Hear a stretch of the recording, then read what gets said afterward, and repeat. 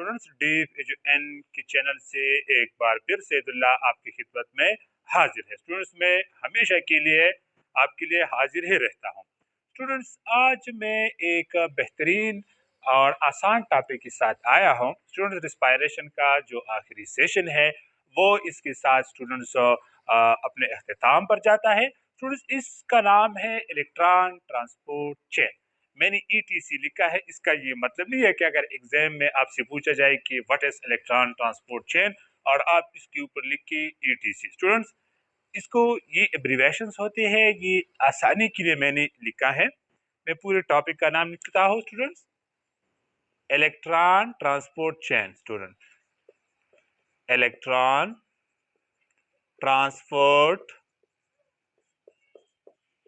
Chain. Students, electron transport chain का नाम ही काफी है, क्योंकि ये खुद आपको बताता है कि इसमें क्या होता है।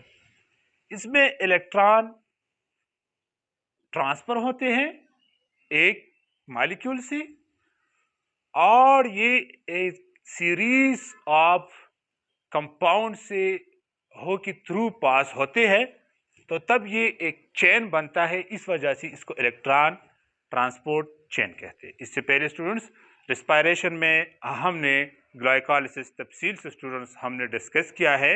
उसके बाद लिंक्ड रिएक्शन, वो भी हमने डिटेल से सेशन रिकॉर्ड किया है। और उसके बाद स्टूडेंट्स हमने क्रेब्स साइकिल के ऊपर भी तफसीली लेक्चर रिकॉर्ड किया है। स्टूडेंट्स, अगर इससे पहले आपने वो पिछले लेक्चर नहीं देखे तो काइंडली वो वीडियो ज़रूर देखिए, क्योंकि स्टूडेंट्स ये आपको समझ नहीं आएगा, क्योंकि इसका पिछले लेक्चरों के साथ बहुत गहरा ताल्लुक है।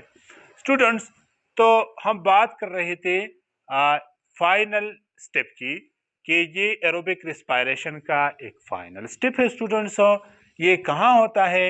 ये माइटोकॉन्ड्रिया का होता है। सर, माइटोकॉन्ड्रिया में स्टूडेंट्स ये माइटोकॉन्ड्रियल मैट्रिक्स में होता है। कहाँ होता है? माइटोकॉन्ड्रियल मैट्रिक्स के अंदर। स्टूडेंट्स, सिर्फ ग्लाइकोलाइसिस वाहिद प्रोसेस है जो कि वो साइटोसोल में होता है। बाकी Krebs cycle students, Krebs cycle और ईटीसी या इलेक्ट्रॉन ट्रांसपोर्ट चेन स्टूडेंट्स, ये माइटोकॉन्ड्रिया के अंदर होते हैं। स्टूडेंट्स, माइटोकॉन्ड्रिया के अंदर एटीपी स्टूडेंट्स स्टोर होते हैं, वहाँ पैदा होते हैं। इस वजह से स्टूडेंट्स माइटोकॉन्ड्रिया को power house of the cell कहते हैं। स्टूडेंट, वहाँ पर हमारी एनर्जी स्टोर हो जाती है। स्टूडेंट्स, जो NADH2 and FADH2 students Krebs cycle के अंदर पैदा हुई थी और ग्लाइकोलाइसिस के अंदर पैदा हुई थी। अब यहाँ पर क्या होना है कि इन्हीं कंपाउंड का जो कि यहाँ पर इनका ऑक्सीडेशन होना है। स्टूडेंट्स, पहले स्टूडेंट्स ये रिड्यूस हुई, जब इनके साथ हाइड्रोजन कंबाइन हुआ तो ये रिड्यूस हुई, इनका रिडक्शन हो गया। अब स्टूडेंट्स यहाँ पर इनका ऑक्सीडेशन होना है, यहाँ पर ये ऑक्सीडाइज होंगी। स्टूडेंट्स, यहाँ पर इनके हाइड्रोजन रिमूव हो जाएंगे। Students, the pairs of hydrogens atoms released from glucose in glycolysis and Krebs cycle are not directly accepted by oxygen. It passes through a series of chains from various electron carriers and coenzyme called cytochrome, and this series of cycle is called electron transport chain. Students, glucose से जो hydrogen atom remove होते हैं students, जो इससे जुदा होते हैं, तो वो हाइड्रोजन एटम स्टूडेंट्स उसका जो फाइनल एक्सेप्टर होता है वो ऑक्सीजन तो होता है, लेकिन वो कैसे होता है स्टूडेंट्स? तो ये एक सीरीज ऑफ मुख्तलिफ केमिकल स्ट्रक्चर से पास होता है, जहाँ पर इनकी एनर्जी स्टूडेंट्स इंक्रीज होगी और डिक्रीज होगी। कुछ मॉलिक्यूल स्टूडेंट्स ऑक्सीडाइज होंगे और कुछ रिड्यूस होंगे, तो तब जाके फाइनली इसका एक्सेप्टर ऑक्सीजन होगा।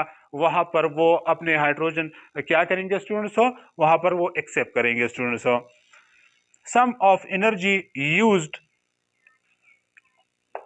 पाम एटीपी स्टूडेंट्स, इसमें कुछ इनकी एनर्जी जब लॉस होती है तो वो हमें एटीपी फॉर्मेशन में मदद देती है students. The final acceptor of electron is oxygen students, इनका जो फाइनल एक्सेप्टर होता है वो ऑक्सीजन होता है। अब आते हैं स्टूडेंट्स इस डायग्राम की तरफ, और यहाँ पर आपको मजीद समझाने की कोशिश करते हैं।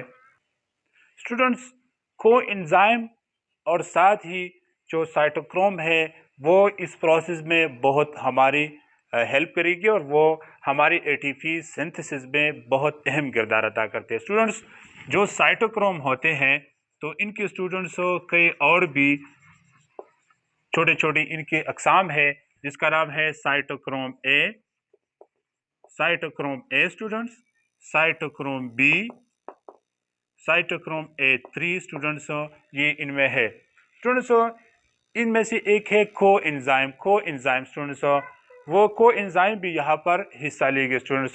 सबसे पहले क्या होता है, जो यहाँ पर मैंने डायग्राम बनाया है इसको आप ऐसा समझो स्टूडेंट्स कि ये माइटोकॉन्ड्रिया की मेम्ब्रेन है। क्या है? माइटोकॉन्ड्रियल मेम्ब्रेन है स्टूडेंट्स। ये माइटोकॉन्ड्रिया का बाहरी हिस्सा है और ये माइटोकॉन्ड्रिया का इंटरनल हिस्सा है।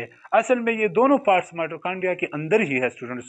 ये असल में माइटोकॉन्ड्रिया का इंटरनल इनफोल्डिंग स्ट्रक्चर है, जिसको हमने क्रिस्टा पहले कहा है स्टूडेंट्स, जो आप जानते हैं कि वहाँ पर द प्रोसेस ऑफ रेस्पायरेशन आकर होता है। तो क्या होता है स्टूडेंट्स, यहाँ पर हाइड्रोजन जो है ये अकोमुलेट हो जाते हैं स्टूडेंट्स, और वो हाइड्रोजन यहाँ पर एक ग्रेडियंट डेवलप करता है। ये हाइड्रोजन आयन स्टूडेंट्स यहाँ पर बाहर इसी तरह निकलते हैं, तो यहाँ पर ये प्रोटॉन पंपर लगे होते हैं स्टूडेंट्स। जो NaDH2 होता है वो यहाँ पर उसकी ऑक्सीडेशन होती है, हाइड्रोजन यहाँ पर इसका रिमूव हो जाता है और NAD+ बच जाता है स्टूडेंट्स। यहाँ पर स्टूडेंट्स एक एंजाइम मौजूद होता है जिसका नाम है एटीपी साइंथेज, जो कि एटीपी फॉर्मेशन में हमारा बहुत अहम किरदार अदा करेगा।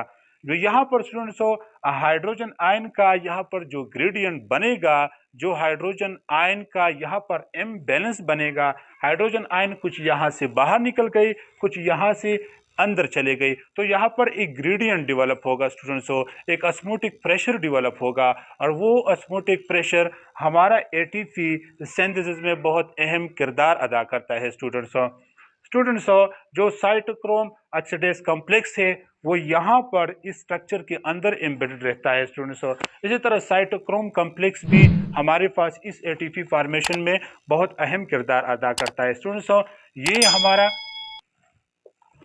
ये आउटर मेम्ब्रेन स्पेस है और स्टूडेंट्स ये इंटरनल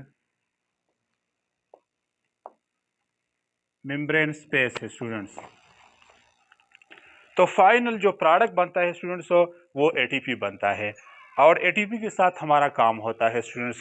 तो ये जो सीरीज होता है जहाँ पर इन प्रोटॉन और इन इलेक्ट्रॉन ने यहाँ से पास होना है स्टूडेंट्स, इलेक्ट्रॉन ने, तो ये सीरीज जो है ना ये हमारे साथ असल में इलेक्ट्रॉन ट्रांसपोर्ट चेन है और इसका फाइनल जो एक्सेप्टर होता है वो ऑक्सीजन होता है स्टूडेंट्स। ये छोटा सा टॉपिक था, आज के लिए इतना ही स्टूडेंट्स। उम्मीद है कि आपको इसका समझ आया हो स्टूडेंट्स।